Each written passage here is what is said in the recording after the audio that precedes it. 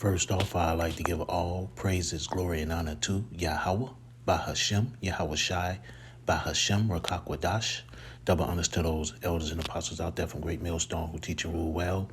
A lot of respect to you brothers out there on the highways and byways preaching this truth around the four corners of the earth.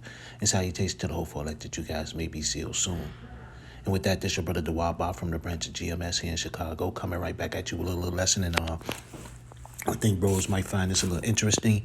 I got Morris Investment. This is Clayton Morris. You know, most people know him from Redacted with him and his wife, I think Natalie. And he did a small segment here that's about 8 minutes and 36 minutes long. I'm going to start at the 5 minute, 18 minute mark and go probably about to the 6 minute and 15 minute mark, 6 minute and 15 second mark, because he said something quite interesting about the banks, you know, and I think this might be something that brothers might want to keep a lookout for. So the title of his video is The Banks Are Collapsing and They Don't Know How to Stop What's Coming. And just like how what happened in Egypt with the money Faileth, hey, when these banks crash and everything go to shit, man, people are going to lose their goddamn mind. So with that, you know, actually, you know what? I'm going to, here. No, you know what?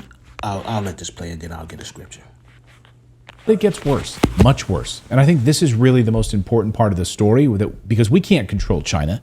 And now looks like we can't control our own banks here at home because things are about to get crazy. The dollar is about to go insane when the yield curve starts rising again. Experts believe things are going to go insane right around March 11th. That's when the reverse repo market runs out. The Bank Term Funds Program ends on March 11th. This means in English that Powell may have no choice but to raise rates to stave off a crisis. But if rates go up, guess what happens? Small banks that are holding all of these commercial real estate loans are about to collapse. Do you see what's happening here? Rates go up, China dumps more treasuries, the Fed prints more money, and the 1%, they make millions. While we get screwed. And there you go. He stood up here and said March 11th. He stood up here and says, hey,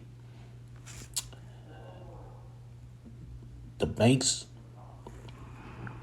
either they're going to have to sit up here and raise the rates, or guess what? It's about to be pure hell with the dollar. That means hyperinflation to everything. The money is failing in Egypt. The money is failing in America, a.k.a. Babylon the Great, a.k.a. spiritual Egypt. The money is failing here. You know, and it's about to crash bad. So with that, I'm going to sit up here and get the first scripture I want to sit up here and grab was just this. And this is Genesis 47 and 15. And this is going to happen here. This is Genesis 47 and 15. I'm just going to go straight to the point. Genesis 47 and 15. And when the money failed in the land of Egypt and in the land of Canaan, all the Egyptians came unto Joseph and said, give us bread, for why should we die in thy presence? For the money faileth. And just like it happened in Egypt, guess what? It's going to happen even worse here. Just like how the money crashed and fell in Egypt, it's going to crash and fell here. Just because with the famine, due to the famine and every goddamn thing else that's coming, hyperinflation, all this shit, them printing all this money like they doing, it's going to cause, hey, China and them dumping the dollar. All this is about to cause hella inflation. And the money is about to just crash and burn. You know, you're going to wake up and shit going to be 50. You know what, actually, and that's what makes me want to, hey, I'm going to go to, I think it's 2 Kings. Give me a second. I think it's 2 Kings. 2 Kings chapter 6.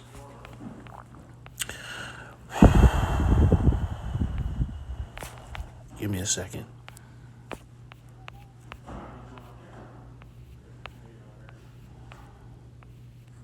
Second Kings chapter 6. Here it is.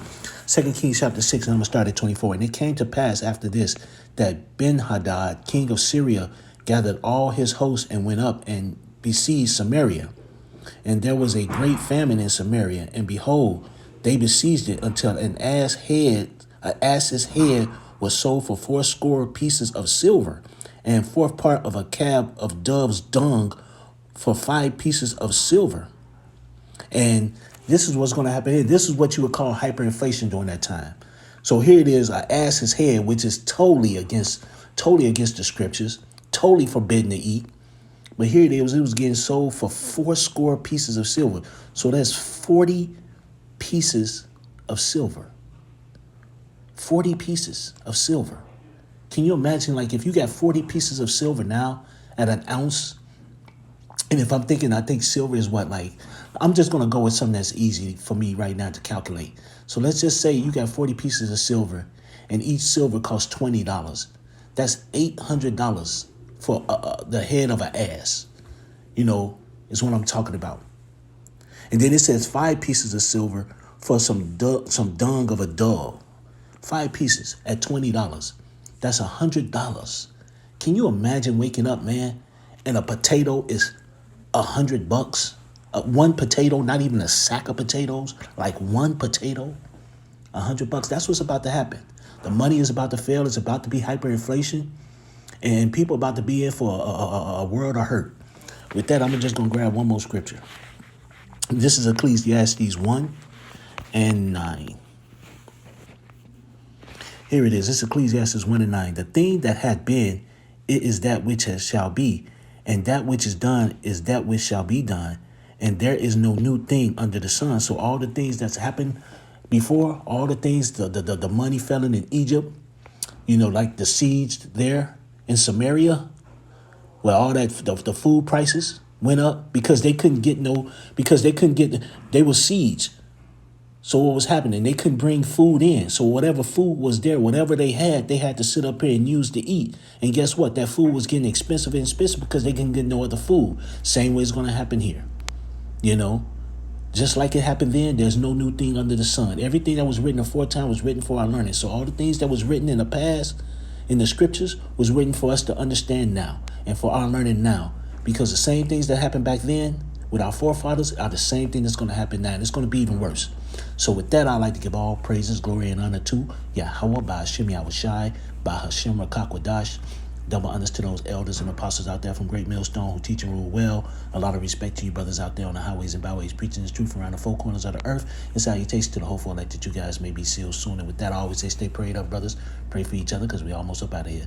So with that, I'd like to say Kwam Yasharella and Anya Habatham Akim. Shalom.